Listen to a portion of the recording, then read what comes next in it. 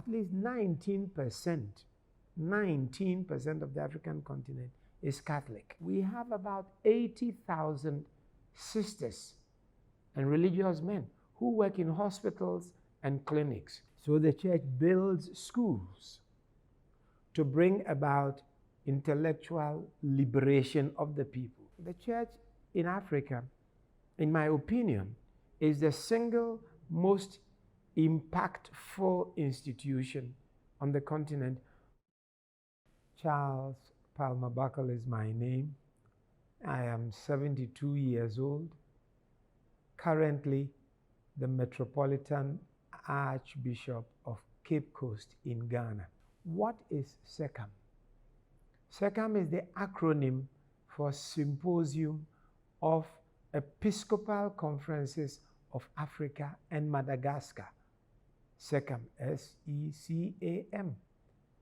But of late, we normally say Symposium of Episcopal Conferences of Africa and the adjacent islands, because Madagascar is not the only island. What is a symposium? The word symposium is a Greek word that means conversing or deliberating around a meal, around a drink, in a relaxed atmosphere. So with a meal. That is how it began. So they decided to use the terminology symposium to make it an association of elders of the church coming together to share their concerns, their worries, and also their mission, their successes, their challenges, and the rest. So that is how they decided to call it the Symposium of Episcopal Conferences of Africa and the islands. Presently, it is made up of 38 Episcopal conferences of the whole of Africa. 38 Episcopal conferences. Maybe what is an Episcopal conference? In any country, the bishops come together to form an Episcopal conference. So in Ghana, my country, for instance, we have 20 dioceses. So the bishops, who are about 20, come together to form a conference. So that is an Episcopal conference. And in Africa, made up of about 54 countries where there are Catholic churches, some conferences are what we call interterritorial, means 2-3 countries come together. Some are regional, also 2-3 countries come together. So we have in all 38 Episcopal conferences of Africa that are members of SECAM. So they are called regional Episcopal conferences. At least 19% of the African continent is Catholic.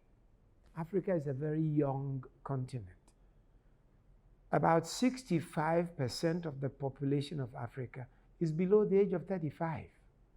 So it's a continent that is growing and has a lot of vitality, youthful exuberance and everything. So the church builds schools to bring about intellectual liberation of the people. So many parishes, many dioceses have schools.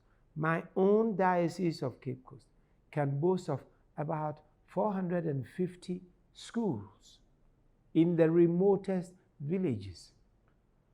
Primary schools, secondary schools, and even tertiary institutions. So there we give formal education, not only to Catholics, to anybody who avails himself or herself of education, because we believe in intellectual liberation of the people. Then number 2, we have hospitals and clinics. In my Archdiocese of Cape Coast, we have at least 6 hospitals and 1 clinic where we offer health care delivery to any and everybody who needs health care. Because there are people who are sick, there are people who are handicapped, there are people who have, different problems, health hazards and the rest of it. So we also have hospitals and clinics that are available to take care of these people. Then we have, in addition to these two, education and healthcare delivery, we also are involved in works of charity and social services, social development.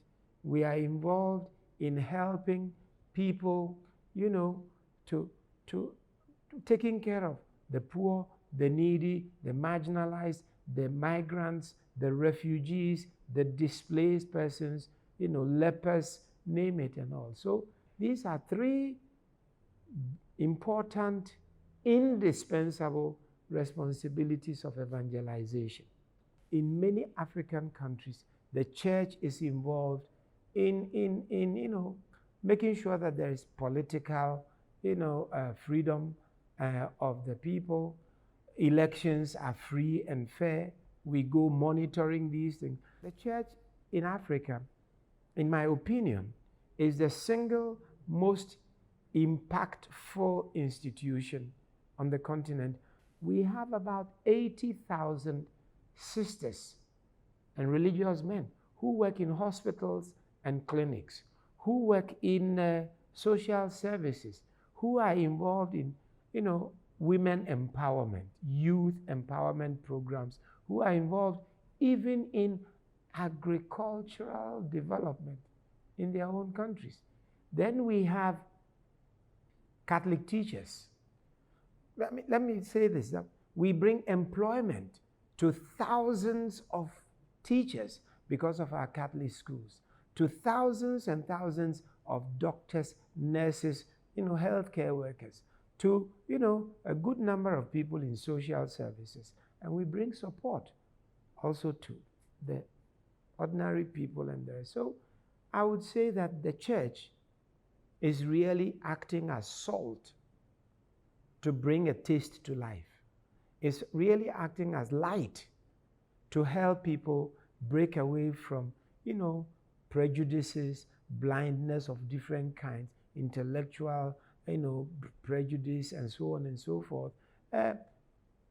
In my country, for instance, how many times have we not been involved in brokering peace between political parties, between ethnic groups and places, between empowering women in their, daily struggles, giving, helping to provide developmental facilities like building wells to give clean water to people, like, having agricultural, facilities that bring people to learn what to do for themselves. So I would say, yes, the church is a very, very important component in the development of Africa. And that is where SECAM comes in. SECAM, for instance, we have, on the level of the continent, a liaison officer in the AU in Addis Ababa, whose duty it is to be there to see how Africa is being socially, politically, and economically, directed, and informing us, the bishops, to know what type of lobbying and advocacy we should do to our own parliamentarians in our own countries and the rest, for them to impact positively upon what we call, decisions that impact the continent and even beyond. Let me give you a very simple primary example. I was sitting in my office in Accra when I was Archbishop of Accra, somewhere about 2007, 2008. A young boy walks up to my office with tears in his eyes. He was crying. I asked him, what is the matter? He said he was a university student and he was having challenges paying his fees. And I asked whether he was a Catholic, because he had come to me as a Catholic Archbishop. He said he was. I asked which parish he belonged to. So I gave him a note to go and see the parish priest so that they could put him on their bursary. You know, they have a, scholarship bursary, they give stipends and the rest.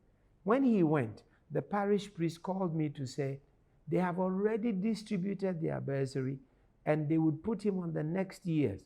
So I called the young man back, called Philip, and I, from the Archbishop's Education Endowment Fund, took some money and paid his fees.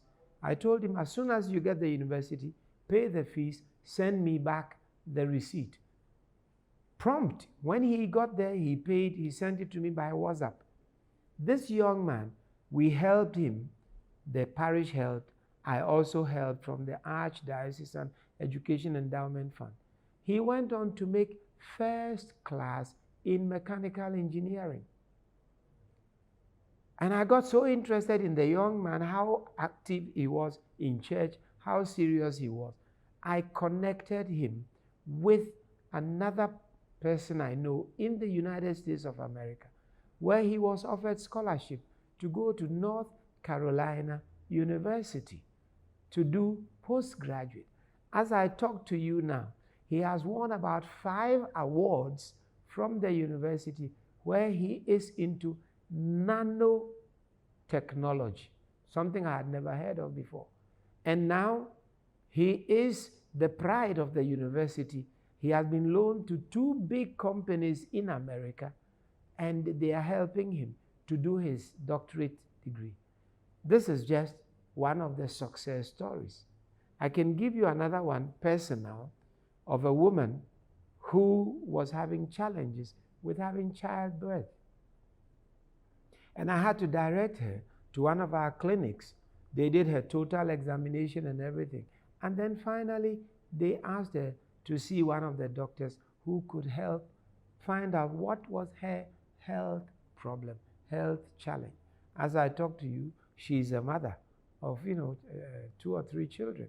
So I would say these are just minute cases, but I'm sure every bishop can talk about so many other experiences. And these things rejoice your heart. You are happy.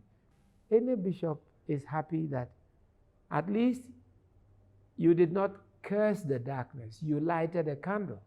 Somebody else will light from that candle, and another person. And gradually, Africa will get brighter and brighter, in my opinion. My name is Charles Palmer Buckle. I am presently the Metropolitan Archbishop of Cape Coast in Ghana.